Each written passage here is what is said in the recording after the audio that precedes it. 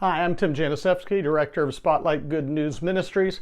Before we dive into today's devotional, let me simply ask that you would help us out by liking us on Facebook if you like us, and sharing us with other people, and subscribing to this ministry if you are benefiting from it. By doing so, you're going to help us to get the word out about Spotlight Matthew and Spotlight Good News Ministries, and we would appreciate that very, very much.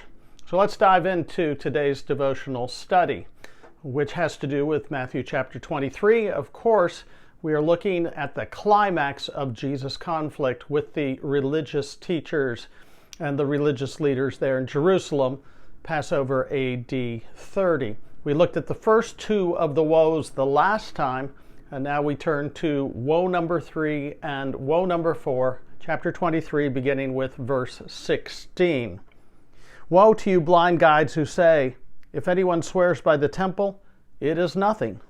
But if anyone swears by the gold in the temple, he is bound by that oath.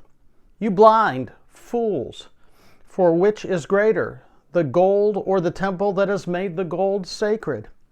And you say, if anyone swears by the altar, it is nothing. But if anyone swears by the gift that is on the altar, he is bound by that oath. You blind men, for which is greater, the gift on the altar or the altar that makes the gift sacred? So, whoever swears by the altar swears by it and everything on it. And whoever swears by the temple swears by it and him who dwells in it. And whoever swears by heaven swears by the throne of God and by him who sits upon it. Woe to you, scribes and Pharisees, hypocrites! For you tithe mint and dill and cumin and have neglected the weightier matters of the law, justice and mercy and faithfulness. These you ought to have done without neglecting the others. You blind guides, straining out a gnat and swallowing a camel. In these two woes, Jesus is addressing an adage with which most of us are familiar. It's called majoring in the minors. It's misprioritizing things as to what is truly important and that which is of lesser significance. And in woe number 3, Jesus goes straight at it by saying to these Pharisees, these religious leaders, look, you are telling people that if they swear by something of lesser significance, they are bound by that oath, whereas if they swear by something of greater significance, that oath can be abrogated and set aside. And Jesus gives a host of illustrations here in our passage that we have read. Just take one of them, the very first. The Pharisees and leaders seem to be saying that if you swear by the gold that is in the temple of God, you must keep that oath. But if you swear by the temple itself, well, that's not really that significant. You can set that oath aside. Jesus stops and says, well, let me ask you all, which is more important? Is the gold in the temple more important? Or is the temple, which is the very house of God, where God dwells in the Holy of Holies, more important? Is the temple more important because it makes the gold itself sacred and holy? And the obvious answer is the temple is more important than the gold. But the Pharisees are saying, if you swear by the gold, you got to keep your oath. But if you swear by the temple, well, you can kind of look the other way on that one. Jesus says you've change the price tags. You are majoring in the minors. And if you think gold is more important than God, ultimately, you are seriously messed up. And you are blind guides and hypocrites. Well, the second of these woes, woe number 4, follows similarly on the same theme. He talks about how the religious leaders say, oh, we must be so fastidious. We have to indeed tithe our spices from our garden. We have to take time with our mint and our dill and our cumin. Once again, hypocrites and blind guides, because the more important things of God are being set aside. What you should be talking about are issues such as justice. And what about mercy? And what about faithfulness? You're running around talking about majoring in the minors with who's picking what out in their gardens instead of talking about justice and mercy and faithfulness in the lives of God's people. and you are doing great damage to the work of God.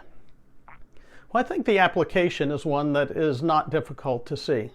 Are we prone and susceptible to falling into majoring in the minors in our own lives, fixating on things that really are not that significant, and in doing so to somehow blind ourselves or to look away from the things that are of great significance and really, really, truly matter? Is it something that possibly we fall into in the life of the church? And I think it is. It's a good reminder for us.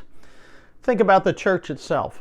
I think if you ask the average church member, especially a church leader, what's really at the heart of what the church is supposed to be doing, I think many of them would be able to respond with the right words. Well, we're to worship God, we're to pray, we are to fellowship and grow in our faith, we're to reach out with good news, we're to help the needy in our community. However, if you were to do a breakdown of how time is spent by local churches and where the money is spent, does it really fall into worship and prayer and discipleship and one-on-one mentoring, reaching out to help the needy and the poor, sharing the good news of Christ, the evangelistic mission of the church around the world? We need to stop and ask, how much of our time, how much of our money actually goes into the budget and raising the budget and tracking the budget? How much of our time goes into the building, the grounds, and the property maintenance? How much of it goes into drawing up the rules and regulations of who can use the building and when they can use it and what safety precautions, etc.? Now, not that these things are unimportant, but they're less important than the major things in the life of the church. You know, I can think of one example from a congregation I'm familiar with that spent countless man hours. They were refurbishing their fellowship center, countless hours on what kind of floor to put in the fellowship center. And I stopped and often thought, if all of those hours had actually gone towards the ministry and the people and the vision and the relationship and reaching the community through that fellowship center that went into getting the floor to it, what a much greater priority would have been met in the life of that particular congregation. See, it's easy to do. Having a good floor is a good thing, but it is not at all the main thing. How do we know if we've flipped the switch on going the wrong direction with that? Where are you putting your time? Where are you putting your resources, money, and energy? It tells a lot to us. Friends, we need to take assessment regularly, not just in the life of the local church, but in our own lives. You know, Jesus says, where your money is, there your heart is, back from the Sermon on the Mount. And I would add, where our thoughts are is where our heart is. Where we spend our time is where our heart is. And when we stop and look at the way we use our time, the way that we use our money, does it line up with kingdom priorities?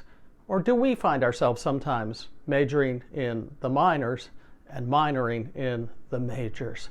That was Jesus' criticism of these blind guides, these hypocrites, and we don't want to be blind guides, and we sure do not want to be hypocrites. So let's take the time to search our own souls and ask that kingdom priorities would be our priorities. That's Spotlight Matthew for today. Thank you for joining us. We will talk to you next time.